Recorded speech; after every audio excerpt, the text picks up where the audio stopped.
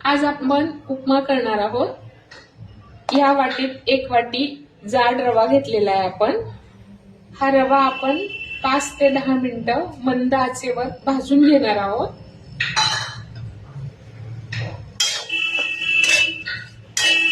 रवा आपण थोडासा लालसर भाजून घ्यायचा आहे। इतपत भाजण्यासाठी आपल्याला 7 ते 8 मिनिटं लागतात।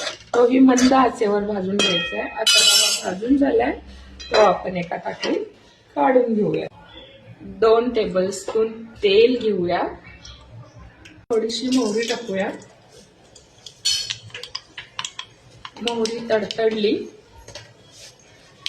की थोडेसे जिरे टाकूया। आता ह्यात 4 हिरव्या मिरच्या बारीक चिरून घेतलेल्या आहेत ते टाकूया। त्यानंतर 2-3 मोठे कांदे बारीक चिरून घेतलेले आहेत ते टाकूया।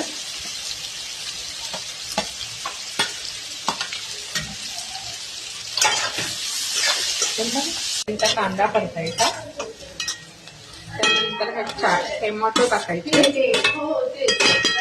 2 टोमॅटो बारीक चिरून टाकले आहेत। या टीस्पूननी अर्धा टीस्पून मीठ टाकलेलं आहे।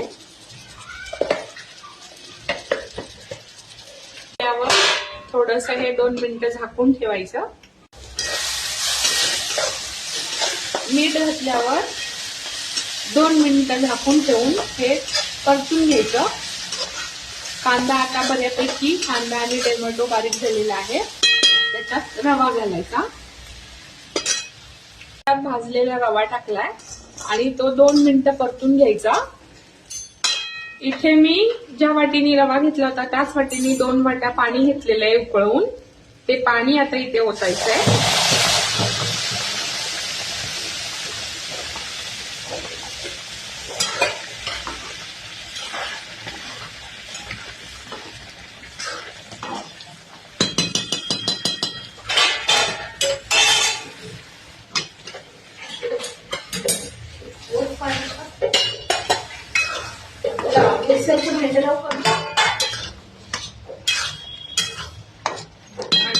आणि झाकून ठेवायचंय।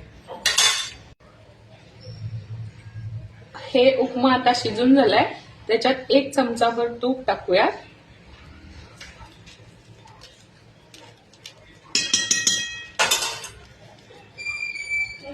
थोडस परतून घेऊन परत 1-2 मिनिटं आपण झाकून ठेवूया। तुपानी उपमा मऊ आणि लुसलुशीत होतो।